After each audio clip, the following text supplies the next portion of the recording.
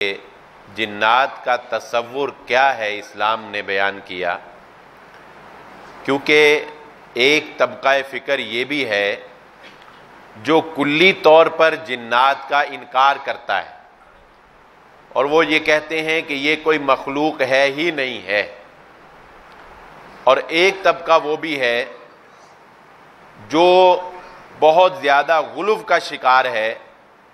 اور جنات کے بارے میں ایسے عقائد اور ایسے نظریات رکھتے ہیں اور لوگوں میں ان کو پھیلاتے ہیں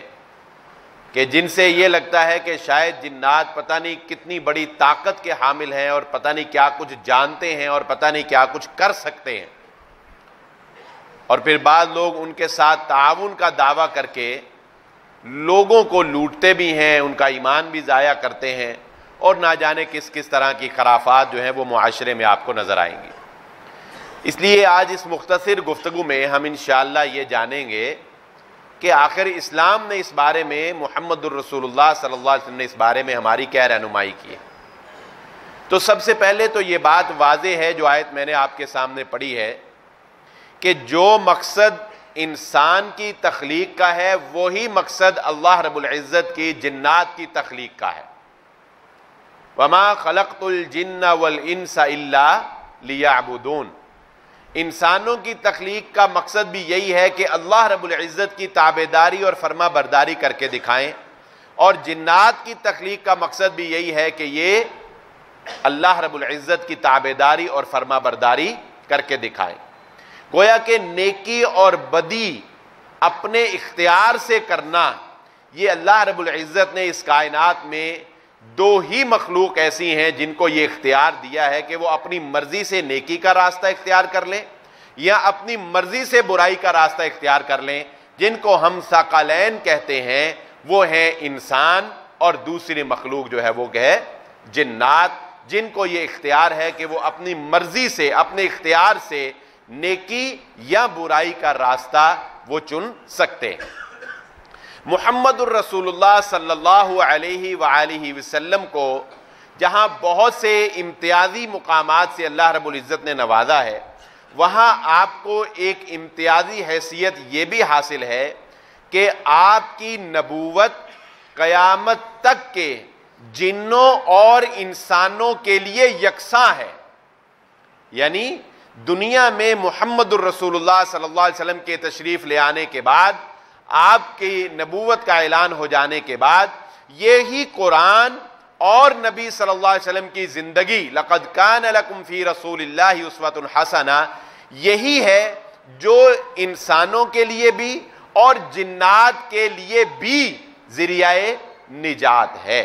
جنات کی نجات کا دار و مدار بھی اب اسی پر ہے کہ وہ دین اسلام کو اور شریعت محمدیہ صلی اللہ علیہ وآلہ وسلم کو اپنائیں۔ اس کا آغاز اس طرح ہوا کہ نبی صلی اللہ علیہ وآلہ وسلم کے دنیا میں نبی بنا کر بھیجے جانے سے قبل، یا یوں کہہ لے کہ قرآن کے نزول سے قبل، جنات جو ہیں یہ آسمانوں کے اوپر چلے جایا کرتے تھے، فرشتوں کے پاس چلے جایا کرتے تھے، اور ان کو کوئی ایسی خاص رکاوٹ نہیں تھی، کوئی ایسی روک نہیں تھی کہ تم نے اوپر نہیں آنا، یا کوئی ایسا لمٹ نہیں تھی کہ اس سے اوپر نہیں آ سکتے۔ پھر اچانک یکا یک ایسے ہوا کہ جنات کا داخلہ ایک لمٹ، ایک حد تک جو ہے وہ کر دیا گیا کہ اس سے اوپر جو ہے آسمانوں پر جہاں فرشتے جو ہیں موجود ہوتے ہیں، وہاں پر جنات کا داخلہ روک دیا گیا،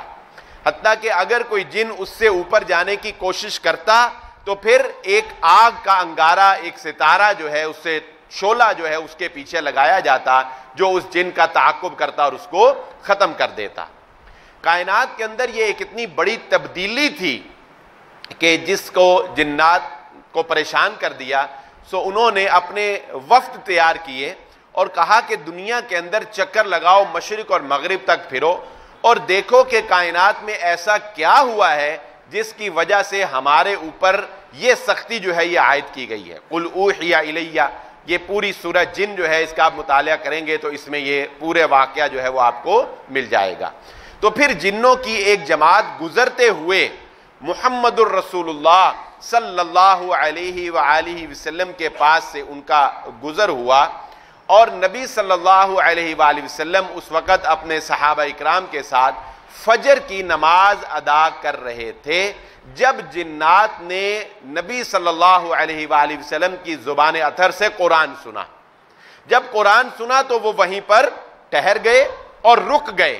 اور انہیں اس بات کا اندازہ ہو گیا کہ یہی وہ کلام ہے، یہی وہ کلام اللہ ہے کہ جس کے نزول کی وجہ سے آسمانوں پر ہمارے لیے سختیاں کر دی گئی ہیں، اور اب ہم وہاں سے کوئی بات چرا نہیں سکتے۔ چنانچہ وہ اسی وقت محمد الرسول اللہ صلی اللہ علیہ وآلہ وسلم پر ایمان لے آئے، اور یہی بات انہوں نے جا کر اپنی قوم، اپنی بستی والوں کو اور اپنے سرداروں کو جنہوں نے ان کو بھیجا تھا ان کو یہ بات بیان کی کہ ہم جس کاوش میں نکلے تھے کہ ہم پر سختیاں کیوں کی گئی ہیں، تو وہ کاوش دراصل یہی تھی کہ محمد الرسول اللہ صلی اللہ علیہ وآلہ وسلم آخری نبی کا ظہور جو ہے وہ دنیا میں ہو چکا ہے، اور وہ نبی صلی اللہ علیہ وسلم پر یہ قرآن کلام جو ہے یہ نازل ہو چکا ہے۔ اس سے پہلے اور اس کے بعد بھی شیاطین جن کوشش کرتے رہے کہ وہ آسمانوں سے باتوں کو چرائیں، اور اس کا طریقہ کار بھی احادیث میں رسول اللہ صلی اللہ علیہ وآلہ وسلم نے یہ بیان کر دیا کہ اللہ رب العزت فرشتوں کو جب کوئی حکم سناتے ہیں، کیونکہ آپ جانتے ہیں کہ فرشتوں کی کچھ کاموں پر ڈیوٹیاں لگی ہوئی ہیں، تو اللہ رب العزت جب فرشتوں کو کوئی حکم سناتے ہیں تو اللہ رب العزت کے جلال کی وجہ سے فرشتوں کے اوپر ایک دفعہ جو ہے وہ ایک سکتہ سا طاری ہو جاتا ہے، ایک خاموشی سی، ایسے بالکل گم سم جیسے انسان بیٹھا ہوتا ہے، ایسے گم سم سے وہ ہو جاتے ہیں۔ پھر جب وہ حکم ختم ہوتا ہے تو فرشتے جو ہیں وہ آپس میں پھر ایک دوسرے سے گفتگو کرتے ہیں کہ اللہ رب العزت نے کیا حکم سنایا، وہ اس کو بتاتا ہے یہ حکم تھا۔ اچھا، جیسے ہم کسی بڑے کی سپیچ سننے کے بعد جب ہم نکلتے ہیں تو آپس میں گفتگو کرتے ہیں نا کہ اس نے یہ کہا، یہ پوائنٹ سے یہ کہا، اس طرح فرشتے اللہ رب العزت کا حکم سننے کے بعد باہمی مشاورت کرتے ہیں۔ وہ جو فرشتوں کی باہمی مشاورت ہوتی ہے، آپس میں گفتگو ہوتی ہے اللہ رب العزت کے حکم کے بارے میں، یہ جن شیاطین جو ہیں وہ اس گفتگو کو سننے کی کوشش کرتے ہیں، اس گفتگو کو سننے کی کوشش کرتے ہیں، اور اس میں سے کچھ ٹیوا لگا کر جو ہے وہ بات بنانے کی کوشش کرتے ہیں۔ نبی صلی اللہ علیہ وآلہ وسلم نے اس کی پوری وضاحت فرمائی اس طرح کہ نبی صلی اللہ علیہ وسلم نے فرمایا کہ باقاعدہ صحابہ نے بتایا کہ ایک جن ایسے ہوتا ہے، دوسرا اس کے اوپر ایسے، تیسرا ایسے ایسے ایسے، یعنی یہ ایک دوسرے کے اوپر، ایک جن نہیں جاتا، یہ ایک دوسرے کے اوپر ایسے لائن بنا کر جن جو ہیں یہ آسمان تک جانے کی کوشش کرتے ہیں فرشتوں کی ان باتوں کو سننے کے لیے۔ تو اوپر والا جو سب سے اوپر والا جن ہوتا ہے وہ اگر کچھ سن لیتا ہے، کیونکہ جب ایک لمٹ ہے، جب یہ اس سے اوپر جاتے ہیں تو وہاں پر پھر ان کو شعلے سے مار دیا جاتا ہے۔ ظاہر ہے اللہ رب العزت نے ایک قانون بنایا ہے کہ اب تم اس لمٹ سے اوپر نہیں آ سکتے، تو جب وہ اس لمٹ کے قریب جاتا ہے کوئی بھی جن، تو یہ جن جو ہے آخری یہ سننے کی کوشش کرتا ہے فرشتوں کی بات، اور سنتے ہی جو بھی اس کو سمجھ آتی ہے الٹی سیدھی جو بھی، وہ فوراً نچلے کو بتاتا ہے، نچلا فوراً اس سے نچلے کو، کیونکہ ان کو پتا ہے کہ اوپر والے مارے جائیں گے، جو اوپر جو پہنچے ہیں ایک لمٹ تک یہ تو مارے جائیں گے شہاب ثاقب سے اور یہ آگ کے شعلوں سے مارے جائیں گے، لیکن اس مرنے سے پہلے وہ سن کر فوراً نیچے جو ہے وہ بات پہنچاتا ہے، اور نچلا نیچے پہنچاتا جاتا ہے، حتیٰ کہ جو کوئی بچ جاتا ہے وہ نیچے تک بات کچھ کی کچھ جو ہے وہ رسول اللہ صلی اللہ علیہ وسلم نے فرمایا کہ بن جاتی ہے، اور پھر یہ بات کہاں پہنچاتے ہیں آگے، پھر یہ بات کاہنوں تک پہنچاتے ہیں۔ کاہن آپ سمجھتے ہیں نا، کاہن اس کو کہتے ہیں جو یہ آج کل میں اگر کہوں تو یہ جو بابے بیٹھے ہوئے ہیں نا، جو یہ دعوے کرتے ہیں کہ ہم فلاں بات بتاتے ہیں، ہم فلاں بات بتاتے ہیں، ہم یہ بھی جانتے ہیں، وہ بھی جانتے ہیں، یہ کاہن ہیں جن کے پاس جانے سے رسول اللہ صلی اللہ علیہ وسلم نے منع بھی فرمایا، اور فرمایا کہ 40 دن تک اس شخص کی نماز قبول نہیں ہوگی جو کسی نجومی کو یا کسی کاہن کے پاس جاتا ہے یا کسی نجومی کو ہاتھ دکھاتا ہے۔ تو یہ کاہن، پھر نبی صلی اللہ علیہ وسلم نے فرمایا کہ پھر یہ جن یہ کسی کاہن کے پاس آتے ہیں۔ اس سے کیا پتہ چلا کہ ان کاہنوں کے رابطے جنات کے ساتھ ہوتے ہیں، شیاطین جنات کے ساتھ ان کے رابطے ہوتے ہیں، انسانوں کو کچھ ایسی خبریں یہ بتا دیتے ہیں جن سے انسان سمجھتا ہے ہو یہ تو بڑا پہنچے ہوئے ہیں، ان کو تو سارا پتا ہے، یہ تو غیب جانتے ہیں۔ اس بارے میں بھی انشاءاللہ ہم آگے جو ہے وہ گفتگو کریں گے۔ تو وہ پھر وہ جو کاہن ہوتا ہے وہ ایسی کچھ خبریں بتاتا ہے جس سے لوگوں کو اپنا فریفتہ کر لیتا ہے، تو دراصل اسے جنات کی مدد حاصل ہوتی، جنات کا تعاون اسے حاصل ہوتا ہے۔ چنانچہ رسول اللہ صلی اللہ علیہ وسلم نے فرمایا کہ پھر وہ ایک بات کوئی جو اس نے ہلکی پھلکی بھینگ اس کو لگی ہوتی ہے وہ آ کر کاہن کو بتاتا ہے، پھر کاہن اس میں اپنی طرف سے 99 جھوٹ شامل کرتا ہے، 99 جھوٹ شامل کرتا ہے، اور پھر وہ اپنے مریدین کو وہ دعویٰ کر دیتا ہے کہ دیکھنا ایسے ہوگا، دیکھنا فلاں جگہ بارش ہوگی، دیکھنا فلاں کے ہاں بیٹا ہوگا، دیکھنا ایسے ہوگا۔ تو نبی صلی اللہ علیہ وسلم نے فرمایا کہ ان میں سے کوئی ٹیوا جو ہے وہ لگ جاتا ہے، کوئی بات جو ہے وہ صحیح لگ جاتی ہے، اور پھر اس کی وجہ سے لوگ سمجھتے ہیں کہ جانے یہ پتہ نہیں کیا کچھ جو ہے وہ یہ جانتا ہے۔ تو یہ شیطانیت کا ایک پھیلانے کا ایک یہ طریقہ ہے جس کو جنات کے ذریعے سے پھیلایا جاتا ہے، جس کا ذکر محمد الرسول اللہ صلی اللہ علیہ وآلہ وسلم نے اس حدیث میں ہمارے سامنے بیان کر دیا۔ یہ شیطان جن ہے، لیکن وہ جن جو مسلمان ہو گئے وہ اس طرح کے کام نہیں کرتے اور نہ ہی وہ اس طرح کا کوئی دعویٰ کرتے ہیں۔ اللہ کے نبی صلی اللہ علیہ وآلہ وسلم کو اس کے بعد جب جنات کا یہ سلسلہ شروع ہو گیا، جنات اللہ کے نبی صلی اللہ علیہ وسلم پر ایمان لے آئے جیسا کہ ہم نے ابھی پڑھا، تو پھر حضرت عبداللہ بن مسعود رضی اللہ تعالیٰ عنہ فرماتے ہیں کہ ایک رات ہم نے دیکھا کہ اللہ کے نبی صلی اللہ علیہ وآلہ وسلم موجود نہیں ہیں، ہم نے نبی صلی اللہ علیہ وسلم کو غائب پایا، ہم سب پریشان ہو گئے، اور ہم نے یہ سوچا یہ سمجھا کہ شاید خدا نہ خواستہ اللہ کے نبی صلی اللہ علیہ وسلم کو کفار نے کڈنیپ کر لیا ہے، اغوا کر لیا ہے، اور نبی صلی اللہ علیہ وسلم نعوذ باللہ کسی خطرے میں کا شکار ہیں۔ بڑی مشکل فرماتے ہیں کہ اب کچھ کر تو سکتے نہیں تھے، رات کا وقت تھا، تو بڑی مشکل ہم نے وہ رات جو ہے وہ گزاری، اور اس کے بعد صبح جب ہوئی تو ہم نے دیکھا کہ ہرا پہاڑی پر سے رسول اللہ صلی اللہ علیہ وآلہ وسلم تشریف لا رہے تھے۔ تو ہم نے پھر اللہ کے نبی صلی اللہ علیہ وسلم کو بتایا کہ اللہ کے نبی صلی اللہ علیہ وسلم آپ کہاں چلے گئے تھے، ہم تو بڑے پریشانی میں رات گزاری۔ تو نبی صلی اللہ علیہ وآلہ وسلم نے فرمایا کہ تمہارے بھائی، نبی صلی اللہ علیہ وسلم نے اس حدیث کے آخر میں جنات کو مسلمانوں کا بھائی قرار دیا، یعنی اسلام کی بنیاد پر مسلمان دوسرے مسلمان کا بھائی ہے۔ اسی طرح جس طرح انسان ایک دوسرے کے بھائی ہیں، اسی طرح نبی صلی اللہ علیہ وسلم نے اس حدیث کے آخر میں جنات مسلمان جنوں کو انسانوں کا بھائی قرار دیا۔ تو نبی صلی اللہ علیہ وسلم نے فرمایا کہ جنات کا ایک وفد میرے پاس آیا مجھے بلانے کے لیے، تو میں ان کے ساتھ چلا گیا، اور پھر میں نے ان کو جا کے قرآن سنایا، یعنی اللہ کے نبی صلی اللہ علیہ وسلم نے ان کو احکامات دین کی تعلیم قرآن جو ہے وہ نبی صلی اللہ علیہ وسلم نے ان کو سکھایا، اور پھر نبی صلی اللہ علیہ وسلم نے کہا کہ انہوں نے مجھ سے پوچھا کہ ہماری خوراک کیا ہوگی، تو نبی صلی اللہ علیہ وآلہ وسلم نے فرمایا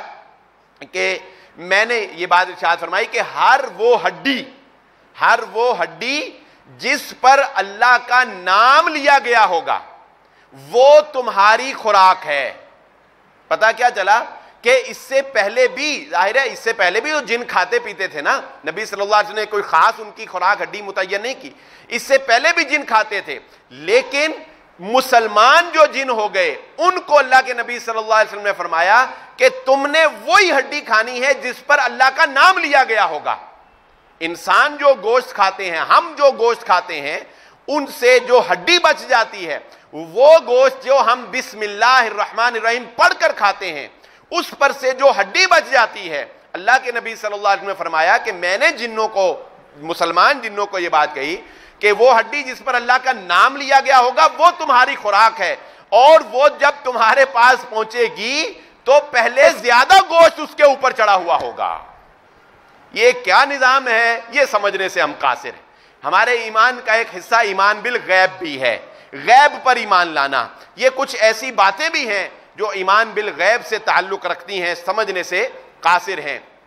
چنانچہ رسول اللہ صلی اللہ علیہ وسلم نے جنات کی خوراک یہ ہڈیاں جو ہے قرار دی، اور نبی صلی اللہ علیہ وسلم نے فرمایا کہ جانوروں کا جو گوبر ہے، جو انسانوں کے ہاں جانور جو گوبر ہے، ان کا گوبر تمہارے جانوروں کی خوراک ہوگا، یعنی جنات کے جانوروں کی خوراک جو نبی صلی اللہ علیہ وسلم نے قرار دیا۔ اور پھر آخر میں نبی صلی اللہ علیہ وسلم نے فرمایا کہ تم استنجا کرتے ہوئے ہڈی اور گوبر سے استنجا نہ کرو، کیونکہ یہ تمہارے بھائی جنوں کی خوراک ہے۔ یہ وہ آخری الفاظ ہیں جو نبی صلی اللہ علیہ وآلہ وسلم نے ارشاد فرمائے۔ تو اس سے ہمیں یہ بھی پتہ چل گیا کہ جنات کی خوراک کیا ہے، اور محمد الرسول اللہ صلی اللہ علیہ وآلہ وسلم باقاعدہ جا کر جنات کو جو ہے وہ تبلیغ کیا کرتے تھے، اور باقاعدہ جا کر جنات کو نبی صلی اللہ علیہ وآلہ وسلم نے اسلام کا پیغام جو ہے وہ پہنچایا ہے۔ جنات کی اللہ کے نبی صلی اللہ علیہ وآلہ وسلم نے ایک صحیح حدیث میں 3 اقسام بھی بیان کی ہیں کہ دنیا جو پیدائش کے اعتبار سے جنات 3 قسم کے ہیں۔ پہلے جنات اللہ کے نبی صلی اللہ علیہ وسلم نے فرمایا وہ ہیں جن کو جو پروں والے ہیں،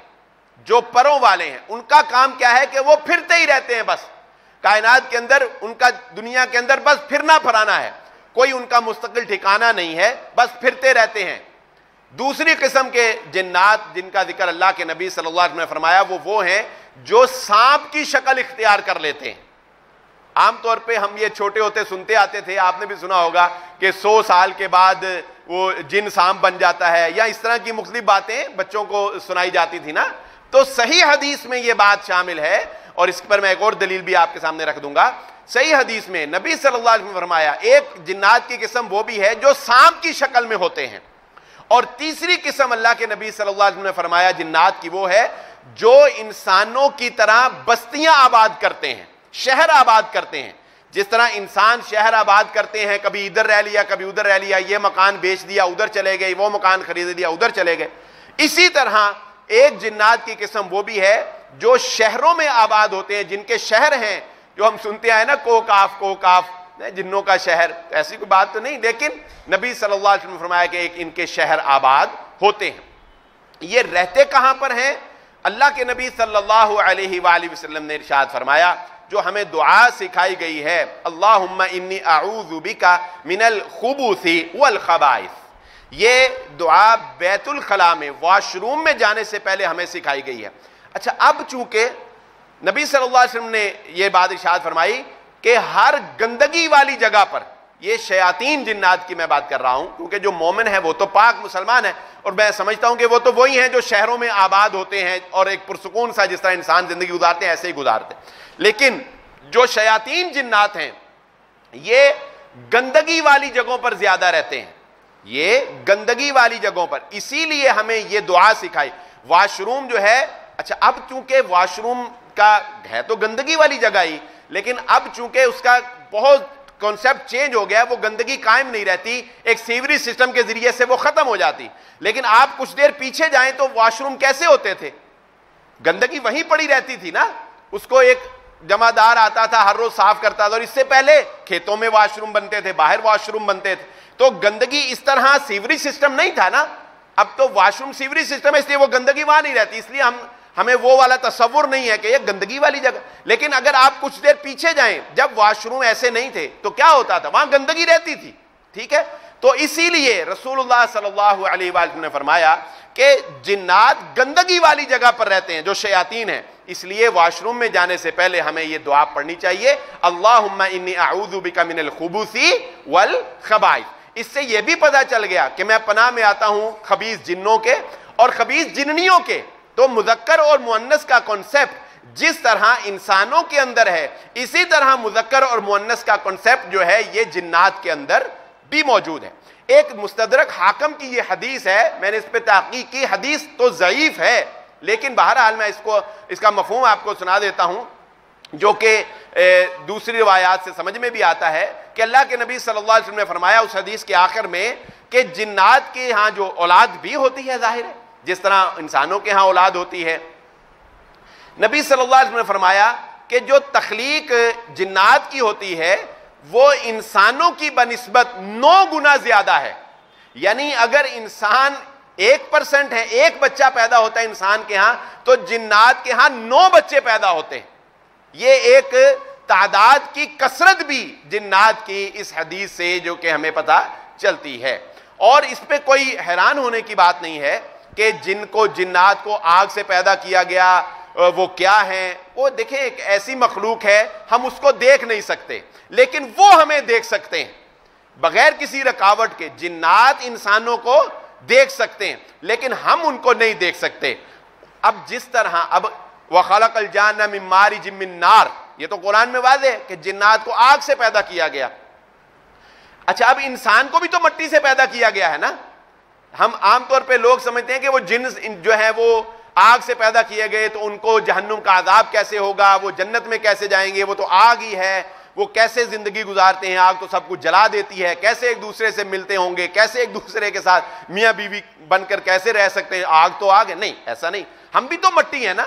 لیکن کیا ہمارا یہ وجود مٹی جیسا ہے؟ نہیں، ہماری ابتدا مٹی سے ہوئی ہے.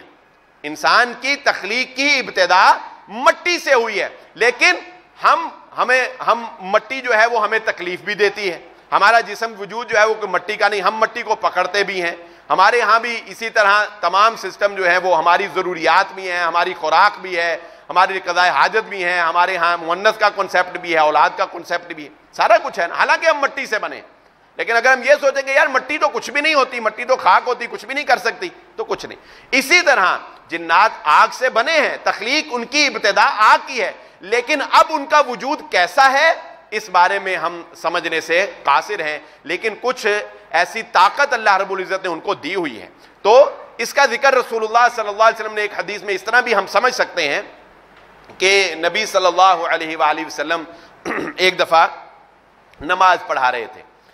تو نماز پڑھاتے پڑھاتے اللہ کے نبی صلی اللہ علیہ وسلم تھوڑا سا ایسے آگے ہو کے، جیسے کوئی انسان چیز پکڑتا ہے نا، ایسے آگے ہو کے آپ نے کوئی چیز پکڑنا چاہی اور پھر آپ پیچھے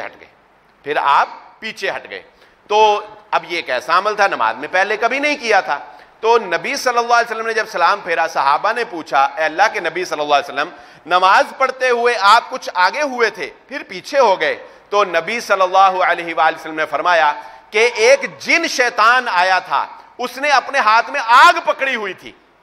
اس نے اپنے ہاتھ میں آگ کا شعلہ پکڑا ہوا تھا، وہ میرے اوپر پھینکنا چاہتا تھا. تو میں نے اللہ کی پناہ مانگی اس سے، وہ مجھ پر قابو نہیں پا سکا اور میں نے چاہا کہ میں اس کو آگے ہو کر لوں، لیکن مجھے اپنے بھائی حضرت سلیمان علیہ السلام کی دعا یاد آ گئی کہ اللہ رب العزت سے انہوں نے دعا کی تھی اور ان کا یہ ایک خاصہ تھا کہ جیسی بادشاہت اللہ رب العزت نے حضرت سلیمان علیہ السلام کو عطا کی، ایسی بادشاہت کسی اور کو نہیں عطا کی. تو جنات پر حکمرانی اور تسلط اللہ رب العزت نے انبیاء میں صرف کس کو عطا کیا؟ حضرت سلیمان علیہ السلام کو. تو فرمایا اگر میں بھی اس پر تسلط کر لیتا تو پھر وہ حضرت سلیمان علیہ السلام کی بادشاہت کا خیال مجھے ذہن میں آ گیا تو میں نے اس کو چھوڑ دیا. حتیٰ کہ نبی نے فرمایا کہ میں اس کو یہ درخت کے ساتھ باندھ دیتا، کسی کے چیز کے ساتھ باندھ دیتا، ستون کے ساتھ، بچے اس کے ساتھ کھیلتے رہتے. یہ الفاظ ہیں حدیث کے. تو اس حدیث سے علماء نے یہ بات سمجھانے کی کوشش کی ہے کہ دیکھو وہ جن آگ ہوتے ہیں نا، لیکن اس نے آگ پکڑی ہوئی تھی. اس کا مطلب کیا ہے؟ جس طرح انسان مٹی سے بنا ہے لیکن مٹی پکڑتا ہے، یہ ایک وجود اور طرح کا ہے، مٹی اور چیز ہے. اسی طرح جن اگر آگ سے بنے ضرور ہیں مگر اس کا مطلب یہ نہیں کہ وہ آگ ہی آگ ہیں یا وہ آگ ہی جل رہی ہے بس، نہیں، ان کا ایک وجود ہے کیونکہ اس نے آگ پکڑی ہوئی تھی. جس طرح ہم مٹی کا ایک روڑا جو ہے، مٹی کا ایک ڈھیلا جو ہے وہ ہم پکڑ لیں، تو اگر وہ آگ ہی آگ ہوتے تو اس کو پکڑنے کی ضرورت تو نہیں تھی، وہ تو اپنا ہاتھ ہی ایسے نبی صلی اللہ علیہ وسلم کی طرف کرتا تو وہ جلانے کے لیے یہی کر سکتا تھا. تو اس حدیث سے علماء یہ سمجھانے کی کوشش کرتے ہیں کہ آگ ہونے کا مطلب یہ نہیں کہ ان کا وجود آگ ہی آگ ہے اور آگ ہی نکل رہی ہے اس میں سے یا وہ آگ ہی بنے ہوئے ہیں. نہیں، آگ سے تخلیق ہوئی ہے لیکن اب ان کا وجود کیسا ہے یہ بات کچھ ہماری سمجھ سے بالاتر ہے، ہم سمجھ نہیں سکتے. ہاں، لیکن یہ اختیار ان کے پاس بھی ہے، یہ طاقت بھی جنات کے پاس ہے کہ وہ اپنے آپ کے روپ دھار سکتے ہیں، اپنے روپ جو ہے وہ دھار سکتے ہیں. یعنی جنات انسانی شکل میں آ سکتے ہیں. حضرت ابو ہریرہ رضی اللہ تعالیٰ عنہ کی وہ مشہور روایت ہے، جب آپ کو اللہ کے نبی صلی اللہ علیہ وآلہ وسلم نے مال کے اوپر حفاظت کے لیے نگران مقرر کر دیا تو اس میں سے روزانہ جو ہے کچھ چوری ہو جاتا تھا. مختصر وقت قلیل ہے، مختصر یہ مشہور روایت ہے، آپ نے سنی ہوئی ہے. بالآخر انہوں نے گھات لگایا اور انہوں نے اس چور کو پکڑ لیا. ابو ہریرہ رضی اللہ تعالیٰ نے اس چور کو پکڑ لیا تو نبی صلی اللہ علیہ وآلہ اس چور نے یہ کہا کہ دیکھو مجھے چھوڑ دو، میں تمہیں ایک ایسی بات بتاتا ہوں کہ اس کے بعد تمہارا مال چوری نہیں ہوگا. ابو ہریرہ نے بتایا، اس نے کہا کہ جب بھی تم آؤ اپنے حفاظت کے لیے یا اپنے بستر کی طرف تو آیت الکرسی پڑھ لیا کرو، اللہ لا الہ الا هو الحی القیوم. آیت الکرسی پڑھ لیا کرو تو تمہارا مال چوری نہیں ہوگا، اللہ تمہارے مال کی حفاظت فرمائے گا. حضرت ابو ہریرہ رضی اللہ تعالیٰ عنہ نے چھوڑ دیا. اللہ کے نبی صلی اللہ علیہ وسلم کو یہ بات بیان کی تو نبی صلی اللہ علیہ وسلم نے فرمایا کہ وہ جن شیطان تھا،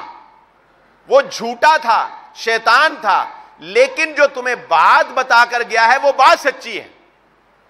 وہ بات سچی کیا مطلب کہ حضرت ابو ہریرہ رضی اللہ تعالیٰ عنہ کے پاس شیطان انسانی شکل میں آیا، انہوں نے اس کو پکڑا بھی، اس کو دیکھا بھی. اس کا مطلب کہ جنات کے پاس یہ طاقت ہے کہ وہ انسانی روپ باقاعدہ دھار لیتے ہیں. اور غزوہ بدر میں سراقہ بن مالک کے روپ میں ابلیس شیطان جو ہے وہ باقاعدہ غزوہ بدر میں کفار کی جانب سے شریک ہوا تھا، لیکن جب اس نے فرشتوں کو دیکھا تو پھر وہ وہاں سے بھاگ گیا. اس نے کہا جو میں دیکھ رہا ہوں وہ تم نہیں دیکھ رہے، وہ وہاں سے بھاگ گیا. اسی طرح وہ سانپ والی روایت تو میں نے آپ کے سامنے پہلے ہی بیان کر دی ہے کہ جنات جو ہیں وہ سانپ کی شکل میں ہوتے ہیں. اس کا ایک واقعہ بھی میں آپ کو سنا دیتا ہوں، اور نبی صلی اللہ علیہ وسلم نے یہ تلقین بھی کی ہے کہ اگر تم کوئی کالا سانپ دیکھو تو 3 دفعہ اس کو متنبع کرو، اس پر پہلے حملہ نہ کرو. 3 دفعہ اس کو متنبع کرو کہ اگر وہ جن ہے تو چلا جائے، اگر وہ جن ہے تو چلا جائے. 3 دفعہ اس کو متنبع کرنے کے بعد کالا سانپ اس کے پھر 4تھی مرتبہ اس کے اوپر حملہ کرو. یہ واقعہ یوں پیش آیا، غزوہ احزاب میں ایک نوجوان تھا، اس کی نئی نئی شادی ہوئی تو اللہ کے نبی صلی اللہ علیہ وآلہ وسلم سے وہ کچھ رخصت لے کر چلا گیا. نئی شادی ہونے کا یا میں ذرا گھر سے اپنی بیوی سے مل کے آتا ہوں. تو جب وہ گھر گیا تو اس نے دیکھا کہ بیوی دروازے پہ کھڑی ہے پریشان. اس نے کہا کیا؟ اس نے کہا اندر سانپ ہے. تو جب وہ اندر داخل ہوا تو اندر ایک کالا سانپ تھا، تو اس نے سانپ پر حملہ کیا اور سانپ نے اس پر حملہ کیا، دونوں مر گئے.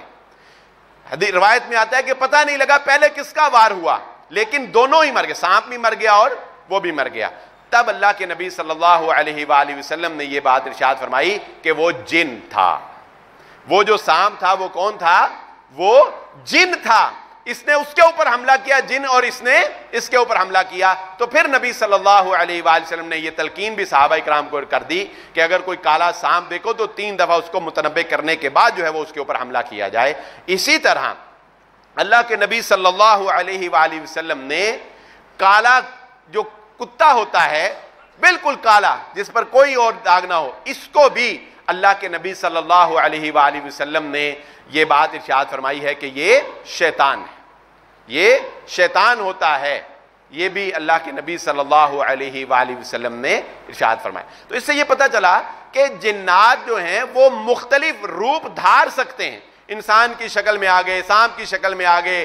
کتے کی شکل میں آگے، اس اور بھی کسی شکل میں جو ہے وہ جنات جو ہے وہ آ سکتے ہیں. احتیاطی طور پر اللہ کے نبی صلی اللہ علیہ وآلہ وسلم نے عام طور پہ یہ جو بل ہوتے ہیں، سوراخ، کسی درخت میں آپ نے سوراخ دیکھا، کسی پہاڑ میں آپ نے سوراخ دیکھا، تو اس طرح کے سوراخوں میں اللہ کے نبی صلی اللہ علیہ وسلم نے قضاء حاجت کرنے سے منع فرمایا. کوئی اس طرح کے سوراخوں میں بول نہ کرے، کیونکہ اللہ کے نبی صلی اللہ علیہ وسلم نے فرمایا کہ وہاں پر جنوں کا ٹھکانہ ہوتا ہے، جنات وہاں پر رہتے ہیں. اور اسی طرح پانی میں بھی جنات رہتے ہیں. یہ بات بھی ذہن نشین رکھیے. سمندر، خیر ہمارا تو سمندر سے اتنا تعلق نہیں، لیکن اگر کوئی بندہ جائے تو سمندروں میں تو اس بات کی بھی احتیاط جو ہے علماء کرام بتاتے ہیں کہ سمندر میں تنہا انسان کو نہیں نہانا چاہیے، ایک ویرانہ، کیونکہ ویرانے سے یہ لوگ فائدہ اٹھاتے ہیں، اس لیے کہ سمندر کے اندر جنات رہتے ہیں. اور یہ مشہور روایت ہے، آپ نے سنی ہوگی کہ اللہ رب العزت کا تخت جو ہے وہ زمین و آسمان کو پیدا کرنے سے پہلے وَكَانَ عَرْشُهُ عَلَى الْمَاءِ، اللہ رب العزت کا عرش جو ہے وہ پانی کے اوپر تھا. پھر اللہ رب العزت نے خلق سبع سماوات، پھر اللہ نے 7 آسمانوں کو پیدا کیا، ثم استوى علی العرش، پھر اللہ رب العزت اپنا ٹھکانہ 7 آسمان سے اوپر عرش کے اوپر لے گئے۔ جب 7 آسمان کی تخلیق سے پہلے اللہ تو ہمیشہ سے کان عرش علی الماء، اس وقت پانی کے اوپر عرش تھا۔ تو جب شیطان کی پھر اللہ رب العزت کے ساتھ اس نے نافرمانی کی اور یہ انسان کے ساتھ اس کا یہ ٹاکرا ہو گیا، تو پھر شیطان نے اللہ کا مقابلہ کرنے کے لیے اپنا جو تخت رکھا وہ اس نے سمندر کے اوپر رکھا ہے۔ اس وقت ابلیس شیطان کا جو مین آپ ٹھکانہ کہہ سکتے ہیں، جو اس کی مین ایک کابینہ اور ایک رہائش گاہ، اور جہاں پر وہ سارے کام، اور وہ حدیث میں آتا ہے نا کہ وہ ایک اس کی کابینہ بیٹھتی ہے، مجلس ہوتی ہے، وہ بندے بھیجتا ہے، وہ آ کے بتاتے ہیں ہم نے یہ کیا، ہم نے یہ کیا، ہم نے یہ کیا۔ جس نے میاں بیوی کے درمیان جدائی ڈال دی ہوتی ہے وہ اس کو سینے سے لگا لیتا ہے۔ یہ ساری روایات ہیں۔ تو شیطان جو ہے وہ اس وقت پانی کے اوپر، ابلیس جو ہے وہ پانیوں کے اوپر رہتا ہے۔ تو اس بات کا ہمیں انکار نہیں کرنا چاہیے کہ بہرحال جنات جو ہیں وہ یہ طاقت رکھتے ہیں، وہ یہ سارے معاملات رکھتے ہیں کہ حیات جو ہے وہ بدل لیں، اور جنات یہ بھی طاقت رکھتے ہیں کہ وہ انسانی جسم کے اندر داخل ہو جاتے ہیں۔ جنات یہ بھی طاقت رکھتے ہیں کہ وہ انسانی جسم کے اندر داخل ہو جاتے ہیں، جس کا مشاہدہ تو آپ نے بہت سے سنا ہوگا، دیکھا ہوگا۔ جو لوگ یہ کام اس فیلڈ میں ہیں وہ جانتے ہیں، بتاتے ہیں۔ لیکن میں آپ کو ایک صحیح حدیث سے رسول اللہ صلی اللہ علیہ وسلم کی زندگی کا واقعہ سنا دیتا ہوں کہ جس کے بعد کوئی شک کی گنجائش نہیں رہتی۔ دلائل اور بھی ہیں، لیکن یہ حدیث چونکہ بہت دو ٹوک بات سمجھا دیتی ہے، اس لیے میں اسے ایک حدیث کو بیان کرنے پر ہی اکتفا کرتا ہوں۔ اور وہ کیا ہے؟ اللہ کے نبی صلی اللہ علیہ وآلہ وسلم کے پاس ایک عورت آئی اور اس نے آ کر کہا کہ اللہ کے نبی صلی اللہ علیہ وسلم، میرا بیٹا جو ہے اس کو دیوانگی کے دورے پڑتے ہیں، یعنی اس کو پتہ نہیں کیا ہو جاتا ہے، دیوانہ سا ہو جاتا ہے، پاگل سا ہو جاتا ہے۔ اللہ کے نبی صلی اللہ علیہ وسلم نے اپنے پاس بلایا، نبی صلی اللہ علیہ وسلم نے اس کے سینے کے اوپر ہاتھ پھیرا اور نبی صلی اللہ علیہ وسلم نے کلمات پڑھے۔ آپ نبی تھے اور آپ کا مقام تو بہت بلند، آپ نے اس کو جو بھی دم کرنا تھا کیا۔ تو اس بچے نے قے کی، اس بچے نے قے کی، اور جب وہ اس نے قے کی تو وہ ایک چھوٹے، وہ جو بھی مواد اس میں سے نکلا، وہ ایک چھوٹا کالا کتے کا بچہ بن کر وہاں سے بھاگ گیا۔ باقاعدہ حدیث کے الفاظ ہیں، رسول اللہ صلی اللہ علیہ وسلم نے فرمایا یہ شیطان جن تھا جو اس کے اندر تھا، اور یہ نکل کر بھاگ گیا ہے۔ تو اس حدیث سے اس حدیث کو اس کے شواہد کی بنیاد پر علماء کرام نے صحیح قرار دیا، یہ واقعہ صحیح ہے، اللہ کے نبی صلی اللہ علیہ وسلم کی زندگی میں پیش آیا۔ اس سے اس بات کو ہم تسلیم کرتے ہیں کہ جنات یہ طاقت بھی رکھتے ہیں کہ رسول اللہ صلی اللہ علیہ وسلم نے فرمایا نا کہ وہ انسان کے جسم میں خون کے گردش کرنے کی طرح گردش کرتا ہے۔ وہ کس طرح داخل ہو جاتا ہے، کیا کیفیت ہے، وہ کیسے کرتا ہے، یہ تو ہم سمجھ نہیں سکتے، وہ کیوں مخلوق ہی وہ عجیب سی ہے، لیکن وہ انسان کی جسم کے اندر ایسے داخل ہو جاتا ہے کہ وہ انسان کو ڈسٹرب کرتا ہے اور اس کو بیمار کرتا ہے۔ اور یہ سارے نام، آسیب، سایہ، اور اسی طرح باہر کی چیزیں بعض لوگ کہتے ہیں، اور اسی طرح کوئی حمزاد کہہ دیتا ہے، یہ سارے نام بیسیکلی جنی ہیں۔ بیسیکل جن کا لغوی معنی بھی ہوتا ہے نہ نظر آنے والی چیز، جن کا، اس کو جن بھی اسی لیے کہتے ہیں کہ وہ نہ نظر آنے والی چیز جو ہے اس کو جن کہا جاتا ہے۔ تو یہ سارے نام جو ہم سنتے ہیں یہ بیسیکلی ان کا ایک ہی ہے کہ وہ جن کے بارے میں ہی یہ تصور جو ہے یہ ہے، اور ان کی طاقت جو ہے وہ بھی اللہ رب العزت نے بیان کی ہے۔ آپ جو ہے وہ واقعہ سلیمان علیہ السلام کا وہ واقعہ، قال عفریت من الجن، جب جنوں میں سے ایک نے کہا کہ میں اس تخت کو، حضرت سلیمان علیہ السلام، لمبا واقعہ ہے، میں اشارہ کر دینا بتاتا ہوں، طاقت بیان کر رہا ہوں کہ جنات کی بہرحال اتنی طاقت ہے کہ حضرت سلیمان علیہ السلام نے جب بلقیس کے بارے میں کہا کہ کون ہے جو اس کا تخت میرے پاس لے آئے گا اس سے پہلے کہ وہ آئے، تو قال عفریت من الجن، تو ایک جن جو اس مجلس میں بیٹھا ہوا تھا اس نے یہ کہا کہ میں اس تخت کو آپ کے پاس لے آؤں گا اس سے پہلے ان تقوم من مقامک، کہ آپ اپنی جگہ سے کھڑے ہوں، آپ کے کھڑے ہونے سے پہلے آپ کے کھڑے ہونے سے پہلے میں وہ تخت آپ کے پاس لے آؤں گا۔ اس کا مطلب کیا ہوا؟ اتنی طاقت بہرحال جنوں میں موجود ہے کہ وہ کیسے کیا ہے وہ لے آئے. لیکن وہ تو ایک بات کی بات ہے کہ اس کے بعد پھر وہ جس کے پاس کتاب کا علم تھا وہ پلک جھپکنے سے پہلے لے آیا. اس کے بارے میں کوئی بات واضح نہیں ہے کہ وہ جن تھا یا انسان تھا. زیادہ راجح قول ہے کہ وہ انسان تھا اور اس کے پاس علم تھا. لیکن چلے وہ تو ایک خاص تھا نا, وہ تو ایک خاص تھا. لیکن جن تو عام تھا, یعنی جن کی طاقت تو عام تھی کہ وہ حضرت سلیمان السلام کے کھڑے ہونے سے پہلے تخت لا کر وہاں پر پیش کر سکتا. تو اتنی طاقت جو ہے وہ جنات کی ہے. لیکن ان کی آپ کمزوری دیکھ لیں. حضرت سلیمان علیہ السلام کے لیے یہ کام کرتے تھے. حضرت سلیمان علیہ السلام نے ان سے جو آپ دیکھ رہے ہیں ہیکل سلیمانی جو ہے وہ تعمیر کوائے. حضرت سلیمان علیہ السلام ایک چھڑی کے ساتھ ٹیک لگائے ہوئے نگرانی کر رہے. ایک چھڑی کے ساتھ, جس طرح بزرگ کوئی ہو جائے, ایک چھڑی کے ساتھ, یہی چھڑی سمجھ لیں کہ ایسے کھڑے ہیں اور نگرانی کر رہے ہیں بس حضرت سلیمان علیہ السلام. اچھا, اللہ رب العزت نے یہ سورہ سبا آیت نمبر 19 میں آیت نمبر 14 میں یہ بات فرمائی, فلما قضینا علیہ الموت ما دلہم علی موت الا دابۃ الارض تاکل من سأتہ. اب جن کام کر رہے ہیں, جنات, یعنی میں بیان کرنے لگا ہوں جنات کا علم کتنا ہے یا اختیار کتنا کو ہے. اب جنات کام کر رہے ہیں, حضرت سلیمان علیہ السلام ایسے کھڑے. اللہ رب العزت فرماتے ہیں فلما قضینا, جب ہم نے فیصلہ کر دیا حضرت سلیمان علیہ السلام کی موت کا, یعنی حضرت سلیمان علیہ السلام ایسے کھڑے وفات پا گئے, ایسے کھڑے وفات پا گئے. جن کام کر رہے ہیں, حتیٰ کہ جس وقت دیمک نے تاکلو من ساتہ, دیمک نے نیچے سے حضرت سلیمان اسلام کی چھڑی کو کھانا شروع کیا, اور اس دیمک کی وجہ سے حضرت سلیمان اسلام کی چھڑی جو ہے یہ ٹوٹ گئی اور حضرت سلیمان اسلام گر گئے. سہارا تھا اس کا, گر گئے. تب جنوں کو پتا چلا کہ حضرت سلیمان علیہ السلام وفات پا گئے. اس کی وجہ فلما خر تبینت الجن ان لو كانوا يعلمون الغیب ما لبثوا فی العذاب المہین. جنہوں نے کہا ہو اگر ہم غیب جانتے ہوتے تو یہ کام اتنی دیر نہ کرتے رہتے. حضرت سلیمان السلام کا ہمیں پتہ ہی نہیں لگا کہ یہ وفات پا گئے. تو بات کیا کر رہا ہوں, پاس ہی کھڑے تھے نا, لیکن کوئی غیب گوب جن بھی نہیں جانتے. یہ بات بھی قرآن مجید نے ہمارے سامنے واضح کر دی. بہرحال وقت قلیل ہے اور میں یہ نہیں چاہتا کہ اس جمعے کو ہم اس موضوع کو ہم اگلے جمعہ بھی لے کر جائیں, انشاءاللہ اگلے جمعہ کوئی اور موضوع. لیکن یہ ایک اتنی گفتگو الحمدللہ ہم نے آج کی اس مختصر لیکچر میں سمجھ لی ہے, جس کے بارے میں کم از کم ہمیں یہ پتہ چل گیا ہے کہ جنات کی حقیقت کیا ہے, ان کی طاقت کیا ہے, کتنے کو اختیارات ہیں, ان کی کیفیت کیا ہے, ان کا جو بھی معاملہ ہے وہ کیا ہے, اور ان پر موت بھی طاری ہوتی ہے. نبی صلی اللہ علیہ وسلم نے بخاری کی ایک حدیث میں دعا کی ہے, اللہ رب العزت اعوذ بعزتک الذی لا الہ الا انت الذی لا یموت والانس والجن یموتون.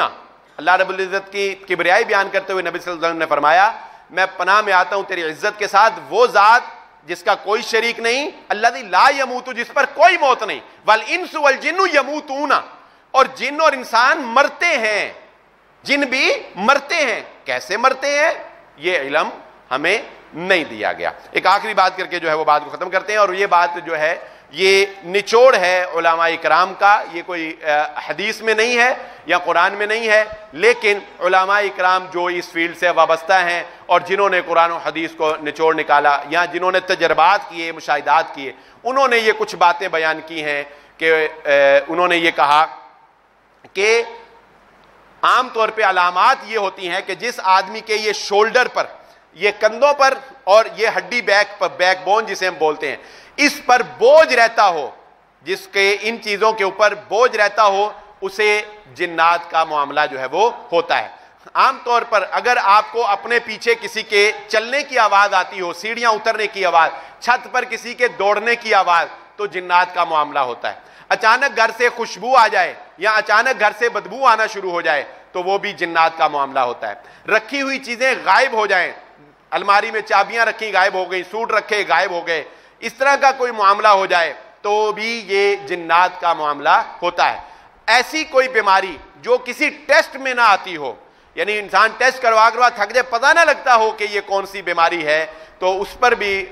جو علماء کرام اس فیلڈ سے تعلق رکھنے والے ہیں ان کی رائے یہ ہے کہ وہ بھی جنات کا معاملہ ہوتا ہے. اسی طرح کوئی خارق عادت کام انسان کی زندگی میں اگر ہونا شروع ہو جائیں, اور انہونیاں جو ہے وہ ہونا شروع ہو جائیں, تو اس سے بھی معاملہ یہ ہوتا ہے کہ جنات کا معاملہ ہوتا ہے، لیکن اس سے پریشان ہونے کی ضرورت نہیں ہے. کسی صاحب علم شخص سے رابطہ، ایسے گودے والے پیر سے نہیں رابطہ کرنا، کسی صاحب علم شخص سے رابطہ کریں جو متقی پرہیزگار ہو، اور اس کے بعد آپ جو بھی قرآن مجید پڑھیں یا جو بھی وہ تجوید کرے وہ پڑھے، تو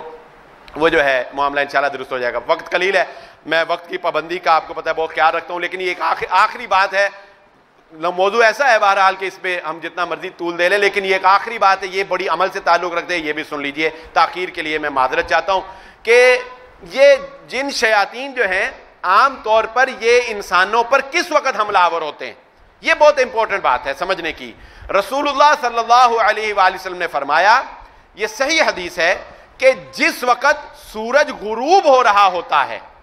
جس وقت سورج مغرب کا جو ہم وقت کہتے ہیں نا، شام کو جب سورج غروب ہو، نبی صلی اللہ علیہ وسلم فرمایا یہ شیاطین کے نکلنے کا وقت ہوتا ہے، یہ شیاطین کے پھیلنے کا، زمین میں پھیلنے کا وقت ہوتا ہے. اور اس پر احتیاطی تدبیر اللہ کے نبی صلی اللہ علیہ وسلم نے فرمائی کہ اس وقت اپنے مویشیوں کو بند کر لیا کرو، اپنے بچوں کو گھروں میں بلا لیا کرو. عام طور پہ آپ دیکھیں بچے گلیوں میں کھیل رہے ہوتے ہیں نا، اس بات کا خاص خیال رکھیں، اپنے بچے کو یہ تلقین کیا کریں کہ مغرب ہونے سے 5-10 منٹ پہلے وہ اپنے گھر میں آ جائے. مغرب ہونے سے کم از کم 10 منٹ پہلے، مغرب کی اذان ہونے سے 10 منٹ پہلے وہ لازماً گھر میں ہو، کیونکہ نبی صلی اللہ علیہ وسلم نے فرمایا یہی جب مغرب غروب آفتاب ہو رہا ہوتا ہے اس وقت یہ شیطان پھیلتے ہیں اور اس وقت یہ انسانوں کے اوپر پھر حملہ آور جو ہے وہ ہوتے ہیں. نبی صلی اللہ علیہ وسلم نے فرمایا کہ اپنے مویشی بند کر لو، اپنے بچوں کو گھروں میں بلا لو، اور نبی صلی اللہ علیہ وسلم نے فرمایا کہ اپنے گھروں کو لاک کر لو بسم اللہ الرحمن الرحیم پڑھ کر. اپنے گھروں کو مغرب کے وقت بند کر لیا کریں، دروازہ بند کر لیا کریں، اور صرف بند نہ کیا کریں بلکہ بند کرنے سے پہلے بند کرتے ہوئے بسم اللہ الرحمن الرحیم پڑھا کریں، کیونکہ نبی صلی اللہ علیہ وسلم نے فرمایا جس گھر کا دروازہ بسم اللہ الرحمن الرحیم پڑھ کے بند کیا جاتا ہے شیطان اس گھر کا دروازہ نہیں کھول سکتا. مطلب کہ اس گھر کے کسی بھی فرد پر شیطان جو ہے وہ حملہ آور اس وقت نہیں ہو سکتا، حتیٰ کہ جب اندھیرا پورا چھا جائے، حتیٰ کہ جب اندھیرا پورا چھا جائے پھر یہ خطرہ جو ہے یہ ٹل جاتا ہے، پھر یہ جو بھی جہاں سے گزرنا یہ گزر جاتے ہیں حتیٰ کہ اندھیرا پورا چھا. تو میں سمجھتا ہوں کہ احادیث کی ان روشنی میں کم و بیش یہ آپ کہہ لیں آدھا پونا گھنٹہ جو ہے یا 1 گھنٹہ احتیاطاً کہہ لیں کہ یہ جو 1 گھنٹے کا مغرب سے پیریڈ ہوتا ہے یہ ڈینجرس ہے شیطان کے حملہ آور ہونے کے لحاظ سے. اور ایک آخری تلقین اس حدیث میں اللہ کے نبی صلی اللہ علیہ وسلم نے یہ فرمائی کہ رات کو سونے سے پہلے اپنے برتنوں کو ڈھانپ کر سویا کرو. برتن ڈھانپ کر، اگر ڈھانپ نہیں سکتے تو ان کو الٹا کر دیا کرو. اور نبی صلی اللہ علیہ وسلم نے اسی حدیث میں یہ بات بھی ارشاد فرمائی کہ اپنے دیے بجھا کر سویا کرو. اب چونکہ لائٹ سسٹم ہے، دیا بجھانے کی تلقین نبی صلی اللہ علیہ وسلم نے اس لیے کی تھی کہ دیا جو ہے اس سے آگ لگنے کا خطرہ ہوتا ہے اور گھر کو جلا دینے کا خطرہ ہوتا ہے. ہیٹر وغیرہ یا کوئی آگ جو ہے رات کو جلتی ہوئی چھوڑ کر نہیں سونا چاہیے. اللہ رب العزت سے دعا ہے جو کہا اور جو سنا اللہ رب العزت ہم سب کو عمل کرنے کی توفیق عطا فرمائے اور شیاطین کے حملوں سے اللہ رب العزت ہم سب کو محفوظ فرمائے.